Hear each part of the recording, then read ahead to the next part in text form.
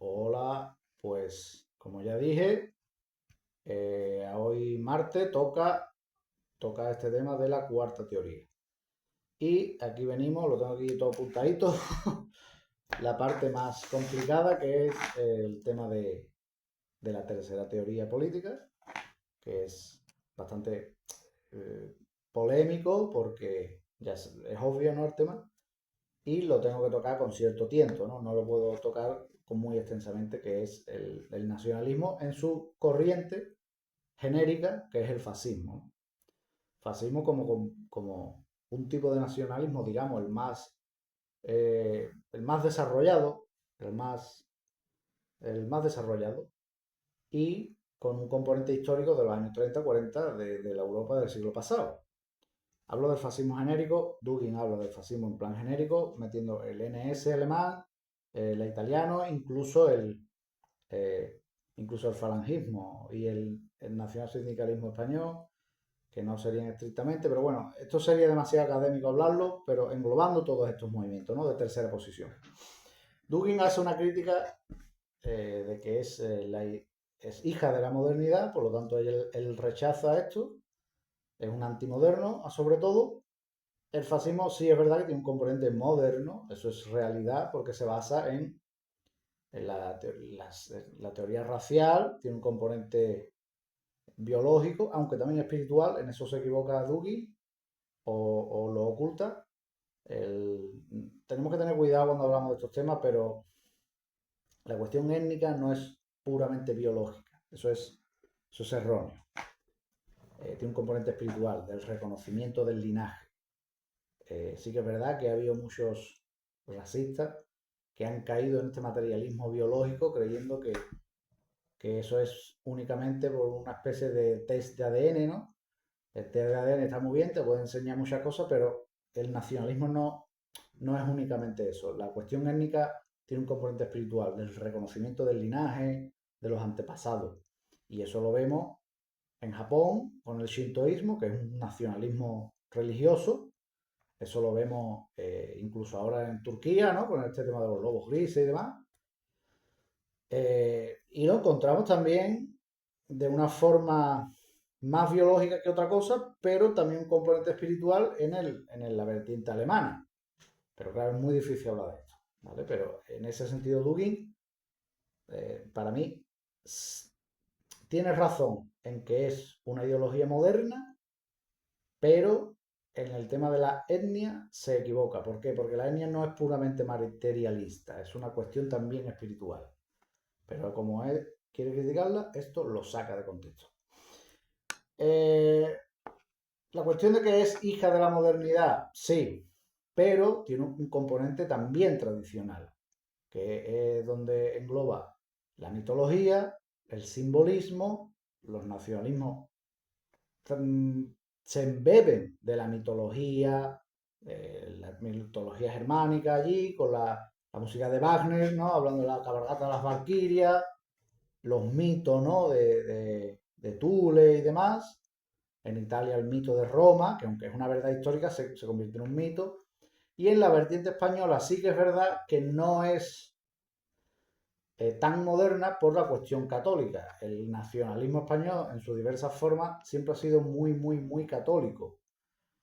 Esto lo quiero tocar en un tema aparte, pero digamos que lo más cercano al fascismo que hubo en España, que fue el nacionalsindicalismo de Ramiro Ledesma era ateo, pero él quería formar una agrupación que defendiera el catolicismo como parte de la identidad española, pero él no era católico, nunca lo fue. Y la mayoría de los tíos que estaban en la Homs tampoco.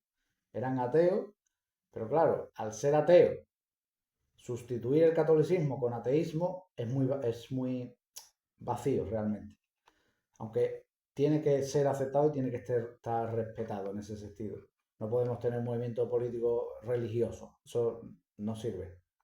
Pero la verdad, Ramiro era ateo, de estos tíos eran ateos, la mayoría. Pero bueno, eran católicos porque España era católica.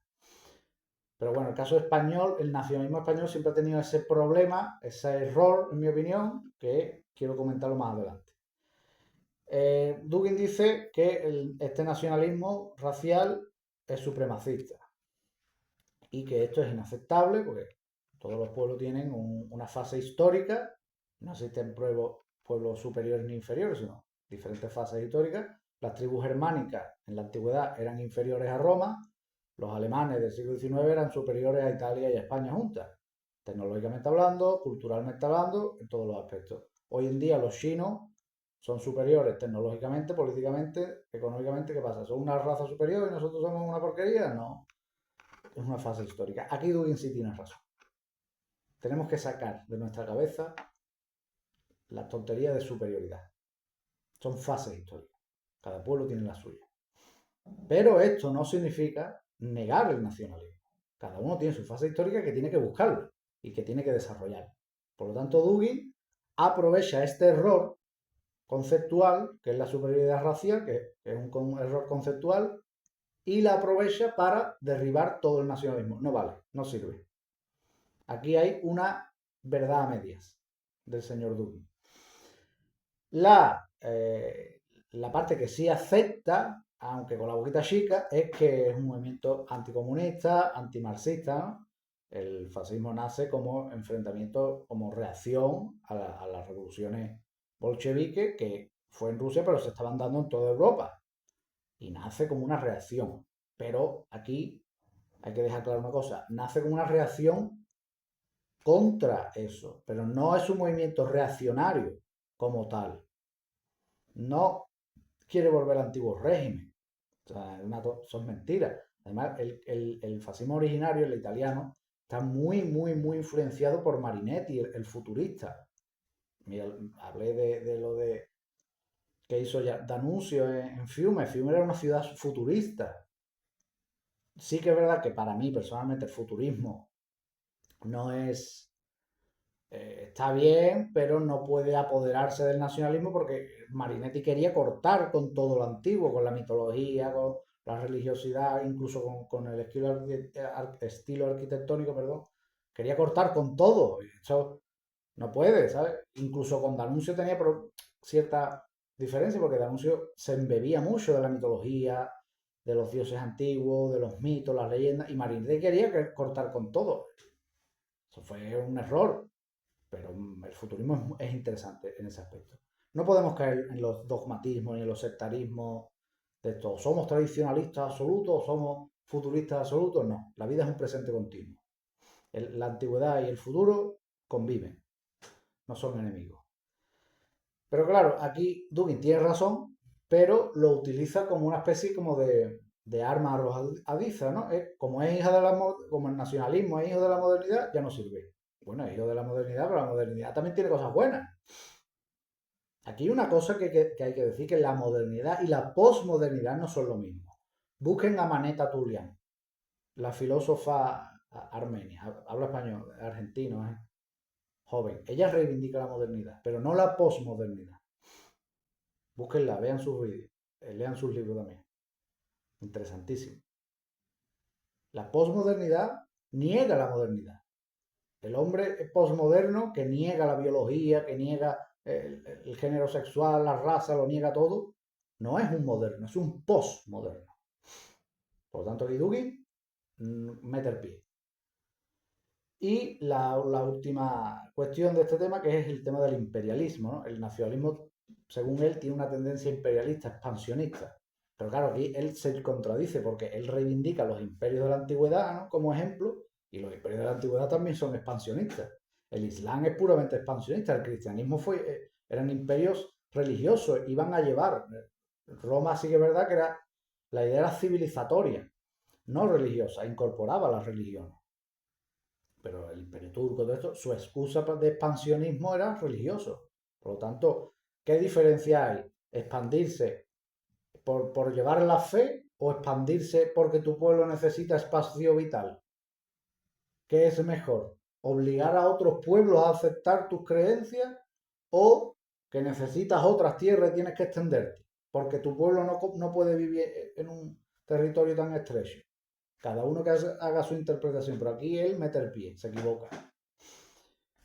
Y bueno, la última parte esta del imperialismo, al final, este mundo multipolar, esto él reivindica los estados civilización, no un Estado puramente nacional, y yo creo que esto tiene razón, pero que un Estado actualmente, por las circunstancias que estamos viviendo, globalistas, la tecnología, necesite colaborar con otros estados en base a una cultura común. ¿Y aquí qué pasa? Aquí caen en el hispanismo, por el fetiche nostálgico del Imperio Español. Error. Porque lo que deberíamos reivindicar, en todo caso, sería una romanidad. Las naciones que pertenecimos a Roma, que también era un imperium. España, Portugal, Italia, Francia. ¿Por qué no podemos formar con ellos un bloque geopolítico? Que sí tenemos relación étnica, que sí tenemos relación geográfica. Estamos aquí, ¿no? ¿No? Una alianza con el Perú y el Perú. Ve a Perú. Roma está a 2 pasos. Pero no. Aquí cae Alsina, toda esta gente caen, Hasselpari, ¿no? En la hispanidad. Buscan España en el Perú. ¿Por qué no busca España a la antigua Roma?